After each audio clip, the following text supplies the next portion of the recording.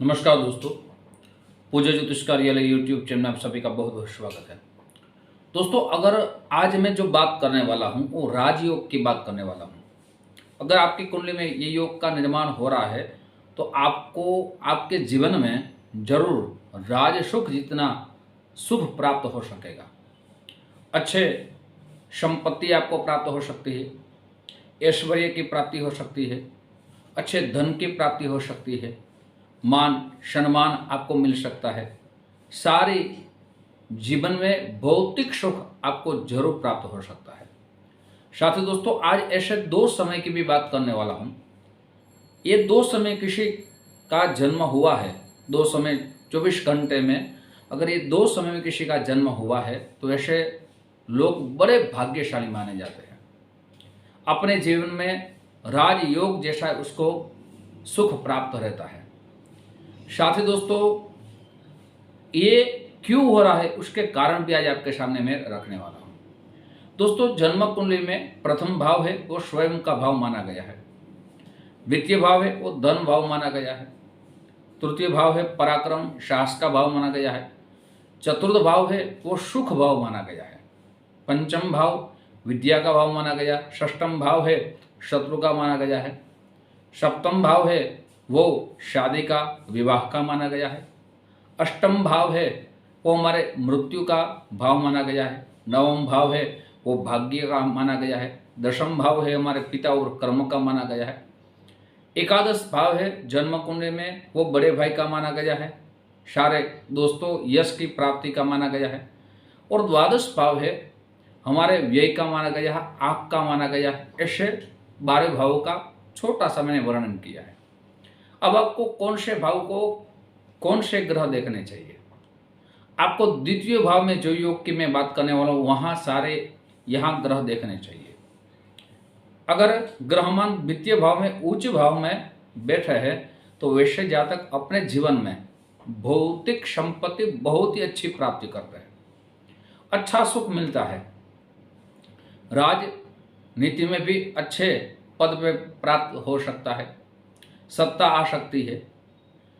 दोस्तों, सबसे पहले अगर आपके द्वितीय भाव में सूर्य उच्च राशि में माने मेष राशि में है तो ऐसे जातक अपने जीवन में राज सत्ता जितना सुख प्राप्त कर सकता है।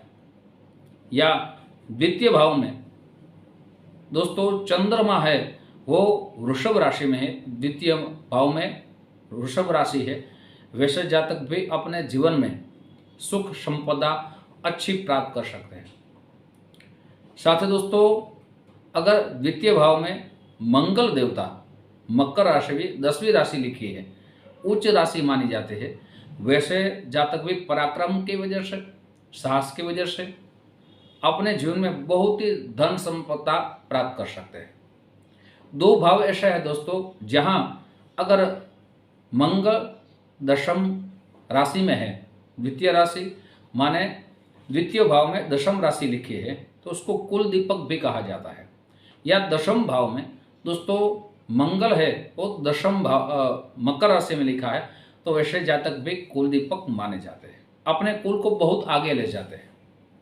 अगर दोस्तों द्वितीय भाव में बुध है वो षष्ठी राशि है कन्या राशि, कन्या राशि में विराजित है, वैसे लोग बहुत ही अच्छे वाचक रहते हैं, माने बोलने में होशियार रहते हैं और अपनी शैली बोलने में सबको अच्छी लगती है और अपने जीवन में अपने वक्तव्य से वो प्रभावित करते हैं और धन संपदा बहुत ही उसको प्राप्त रहती है, ऐसा देखा गया है। अगर दोस्तों गुरु महाराज द्वितीय भाव में है, गुरु महाराज है वो ज्ञान के देव माने गए हैं, शिक्षा के वो देव माने गए हैं। अगर द्वितीय भाव में गुरु महाराज दोस्तों कर्क राशि चंद्र की राशि में विराजित है, वैसे जातक बुद्धि से अपने जीवन में बहुत ही अच्छे धन संपदा कमाते हैं और अपने जीवन की शैली एक अलग रहती है। जैसा राजा का जीवन अलग रहता है वैसे जातक भी जिसका गुरु द्वितीय भाव में कर्क राशि में है वैसे लोग भी अलग रहते हैं। शुक्र है दोस्तों द्वितीय भाव में मीन राशि में है, वैसे जातक भी बड़े अच्छे दोस्तों भौतिक संपदा प्राप्त करते हैं, अपने जीवन में ऐश्वर्य की प्राप्ति करते हैं।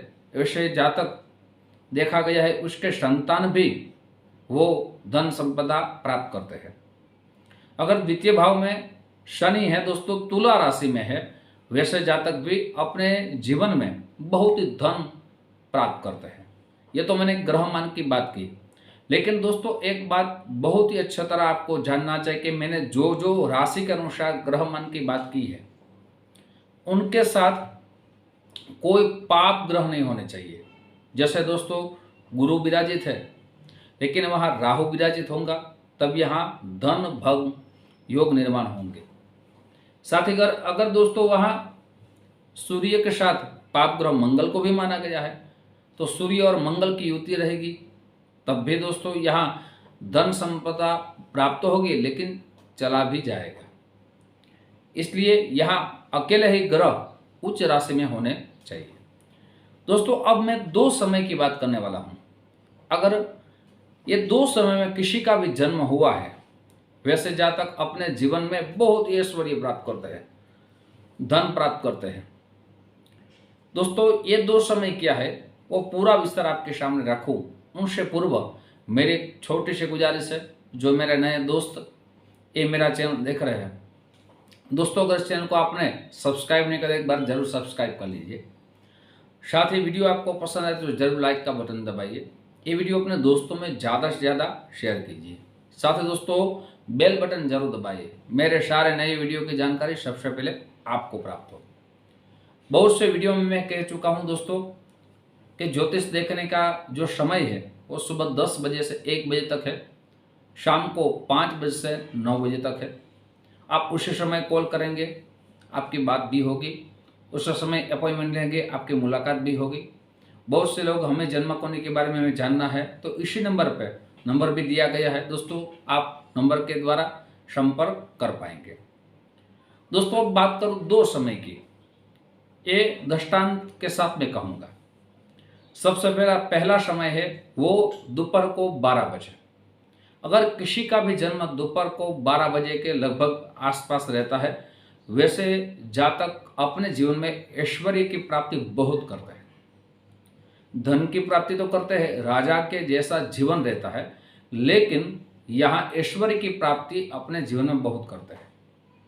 साथ ही दोस्तों अपने जीवन में कुछ संघर्ष भी रहता है, ऐश्वर्य प्राप्त रहता है, प्रतिष्ठा रहती, मान सम्मान बढ़ता है, लेकिन संघर्ष भी रहता है। दोस्तों 12 बजे किसका जन्म हुआ है?